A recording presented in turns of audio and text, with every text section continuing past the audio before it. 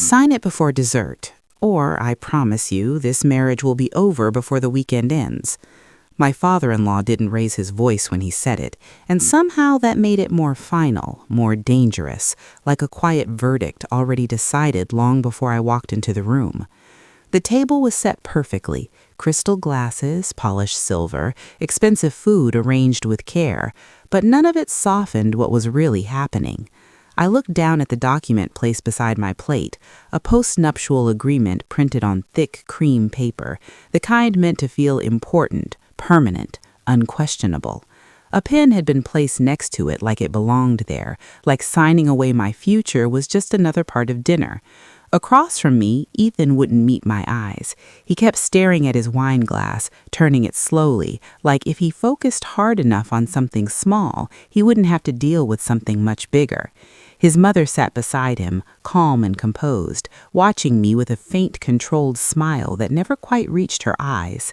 She had already decided who I was the moment she met me 3 years ago, a girl from nowhere, someone temporary, someone who had stepped into a world she didn't understand and certainly didn't deserve.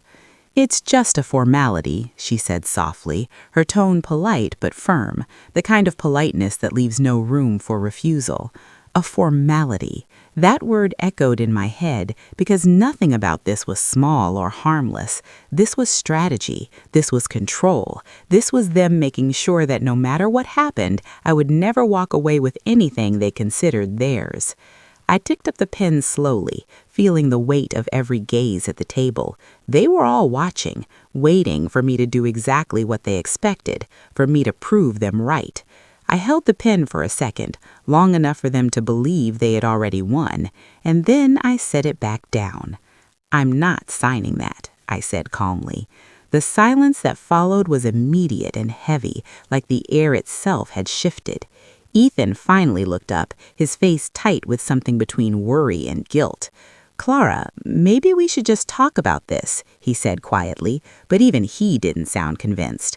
"No," I replied gently, "we should have talked about it before this." My father-in-law leaned back in his chair, his expression sharpening just slightly, like a man adjusting to an unexpected move in a game he thought he had already finished. "Then you need to understand what that decision means," he said. "We can have this marriage annulled, quickly, on grounds that will not favor you." I tilted my head, studying him. "Misrepresentation?" I asked. He didn't hesitate. "Exactly." I let out a small breath, almost amused, because the word itself was ironic in a way they couldn't yet understand. "That's interesting," I said quietly. My mother-in-law's expression tightened for the first time. "Clara, don't complicate this." But it was already complicated. They just hadn't realized it yet. I reached down beside my chair, picked up my bag, and placed a thin folder on the table next to their document. Same table, same setting, but suddenly a very different balance of power. "What is that?" Ethan asked, his voice lower now. "Something you should have asked about a long time ago," I replied. My father-in-law hesitated before opening it, but when he did, I watched his confidence shift line by line. His eyes moved quickly at first, then slower, more careful, as if the words were rearranging something in his understanding of the world. "This isn't possible," he muttered under his breath. "It is," I said. "You just never looked." Ethan leaned forward, trying to read over his shoulder, his confusion turning into something deeper, realization maybe, even disbelief. "What is this?" he asked again. "Ownership records," I said calmly, "company structures, acquisition reports, the parts of my life none of you ever bothered to ask about." The room was completely silent now, not the controlled silence from before, but something heavier, something uncertain. "For the past 5 years," I continued, "I've been building something, not the small company you dismissed after one glance, not the version of me that fit comfortably into your assumptions, the real one, the one that doesn't need your approval to exist." I let that settle before adding, "The valuation on page 2, that's conservative." My mother-in-law finally leaned forward, her calm no longer effortless. "If this is true, why didn't you say anything?" I met her gaze directly. "Because you never asked." That was the moment everything shifted completely, not because of the numbers or the documents, but because of the truth behind them. They hadn't misjudged me because I hid anything. They misjudged me because they chose not to see. I gently pushed their agreement back across the table. "I handed you a document that assumes I have nothing," I said quietly, "that I am nothing, and you expected me to be grateful for whatever you decided to leave me with." No one interrupted, no one argued, because there was nothing left to say that would expose exactly what they had done. I stood up slowly, the sound of my chair breaking the stillness.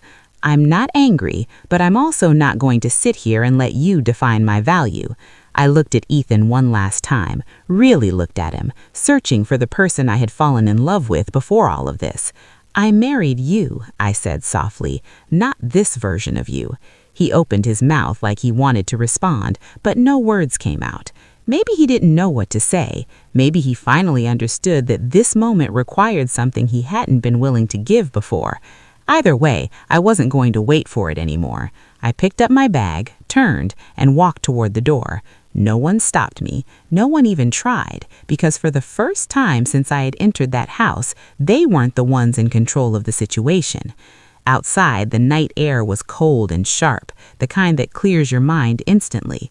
I walked to my car, each step steady, deliberate, feeling something lift off my shoulders that I hadn't even realized I had been carrying for 3 years. As I got in and looked back at the house, its lights glowing warm and certain in the darkness, I didn't feel anger or victory. I felt clarity, the kind that comes when something ends exactly the way it was always going to.